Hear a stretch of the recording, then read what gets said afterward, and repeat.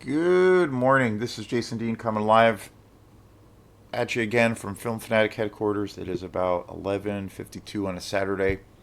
Pretty warm day. Today is March 1st. Hard to believe. I Over the winter, a few months ago, I started playing with this brand new band called Osmia, and we have we have our first show tonight at Hey Sailor, and we're actually going to be doing a tour next week.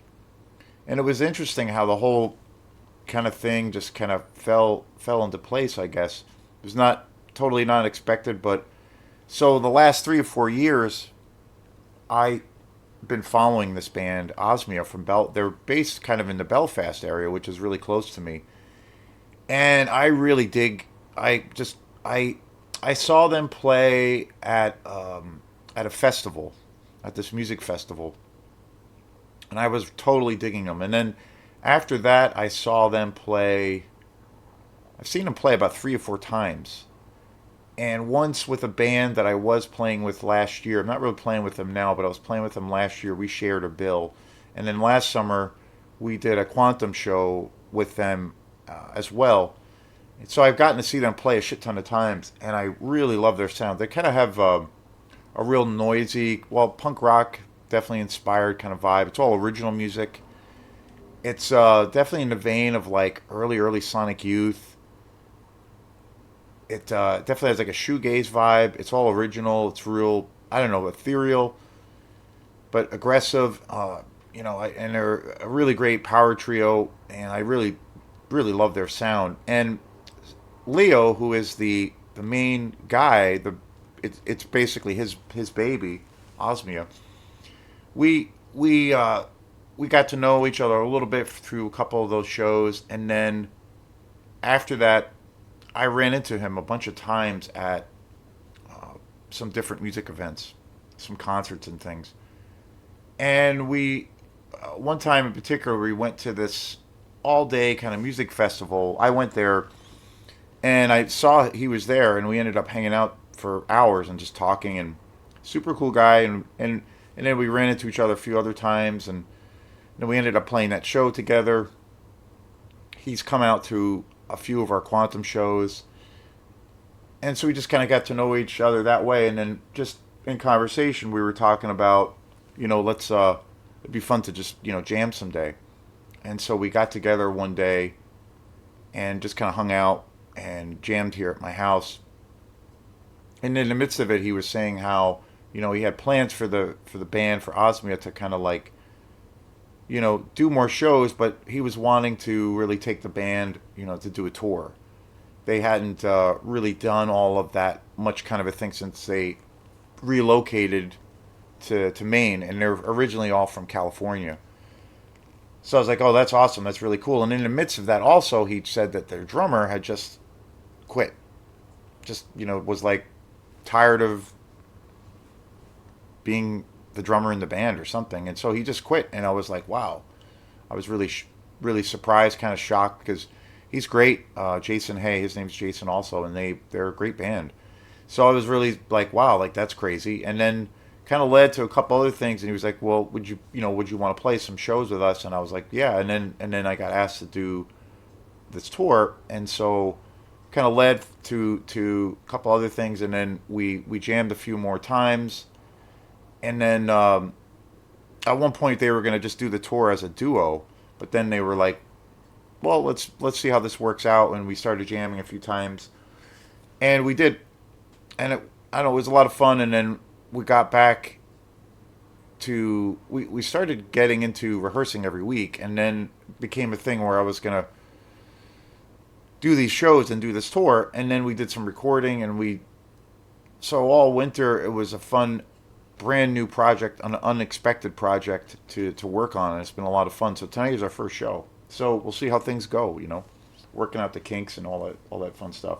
But anyway, I want to thank the folks who have been continually commenting on this channel. There was some guy, I can't remember the guy's name. You always get these like smart ass, I don't know, trolling people on social media, which is awesome. One thing that I do I mean, I love when people comment on the videos, and I love the interaction, and I've met some really cool people to that. And there's like a small circle of people that always constantly comment on this channel, and I love it to death. And that's what it's all about, you know, showcasing movies that I feel don't really get the light shined on them like they should, and that's what it's all about. But anyway, I do get a lot of negative comments, and I mean that just happens.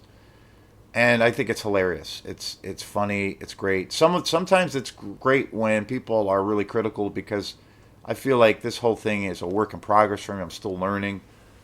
You know, I've been doing this for a couple of years, but it's still really really new, and there's a lot of new things I'm trying to bring to the channel. So I like criticism on how to just better things. But then you have douchebags, and whenever that happens, I leave all comments up. I don't you know delete things. I love people to say whatever they need to say because they're gonna put their own persona out there for people to see, and that's fine. But I had one guy who was like, "What did I?" He commented on one of the videos where I don't know him. I think he just subscribed, but he was commenting like "What is this? What is this?" And I'm like, "Okay." And then I just responded to him, and then he got back to me again, and I had said, "Well, it's a movie channel like that where I review movies that I find to be pretty awesome." And I just was like, "Okay, what is he trying to do or say?" It's super weird and funny, but whatever. It is what it is. So today's show is on yet again. I'm getting close to the end of covering all of the episodes of my favorite television show of all time. And again, I've said this many times before, and I kind of feel like I can't say it enough, is I don't really feel like this is a television show. I regard this as just one big movie. And that is the first season, season one of True Detective. My favorite show slash movie of all time. Just watched this again about a week and a half ago or 2 weeks. I've seen this show, this movie, so many times I've lost count. And I just love this show. And what I've been doing lately, trying to do a new spin, because I've talked about this show and I've covered this series a few times. What I decided to do this time, this round, was to focus on each episode, which I haven't done before. So that's it's a little bit of a different angle, for what it is. And it's a little more challenging because I have to be generally when I do these reviews or when I talk about movies, I don't really get super into specifics. I definitely don't do like spoiler kinds of things. I like to generally talk about, well, pretty much my my gut reaction to films. That's really it. I usually have a little bit more of a general overview or overhaul of my feelings on regards to that movie. Sometimes I'll get a little bit more specific, maybe about the director or those kinds of things, or maybe about how the say like the trajectory of a film, like the success of it or the failure of it, and it's the all those things. But generally, I keep things pretty overall, pretty somewhat general, and I just kind of rely on the the way the film makes me feel. But for this show, for this series, I'm going into much more of a specific thing, and it's a little more challenging that way. So today's show is going to be on True Detective episode 6. Again, the greatest television show ever. This episode was called Haunted Houses. It's yet again another incredible episode, purely electrifying, pure electric as far as I'm concerned, as far as the writing, the kinetic screenplay.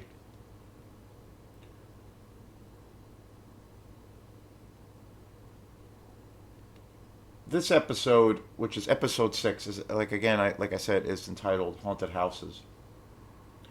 Cole's activities in 2002, when his partnership with Hart is disintegrated, and he quit the force and are recalled by Maggie. Basically, what happens now, Cole, Marty and Rust are where kind of where episode 5 left off. Where in episode 5 they believe through this investigation of the main murder, but then where they suspect there's a bunch of other murders tied into this one main case, and that there is also a series of people who have been, of disappearances that have been unsolved. Marty, Martin, played by Woody Harrelson, and then also Rust, played by the magnificent Matthew McConaughey. They, in episode 5, they investigate, and they seem to arrive at a place where they feel like they know who this killer is, Reggie Ledoux.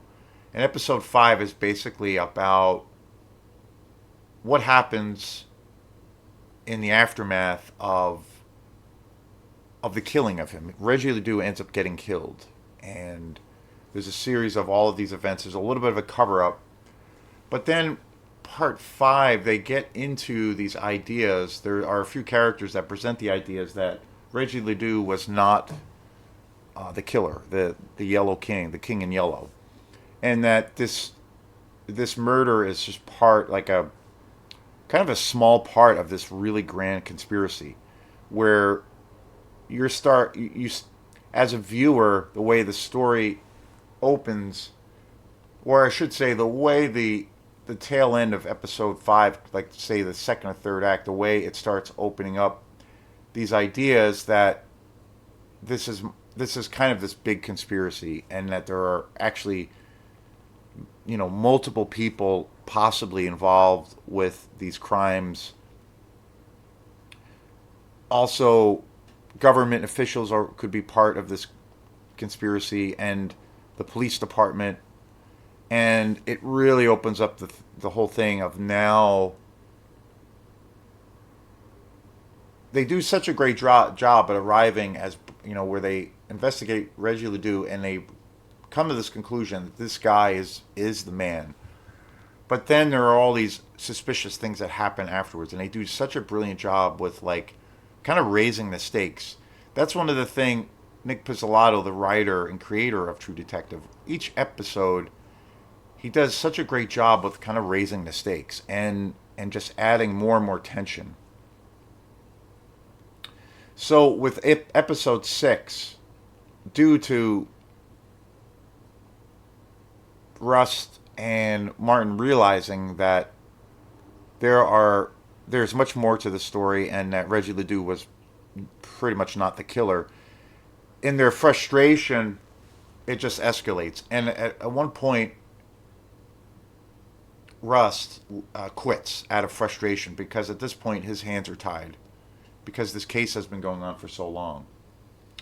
Woody Harrelson's character, Marty, stays on as a detective for a few years afterwards, but he eventually leaves. And so what ends up happening is Rust, even though he leaves the police department, he continues an investigation. And so what this episode does is really, it dives into the idea that this is a very large-scale conspiracy, and that there are some seriously sinister things happening. And it's amazing. Again, it's one of those things where the writing is so good, you're just brought into this much more of this, like, dire environment where the stakes were even higher. So yeah, amazing series, this episode is just great. The consistency and the writing and the acting is just incredible.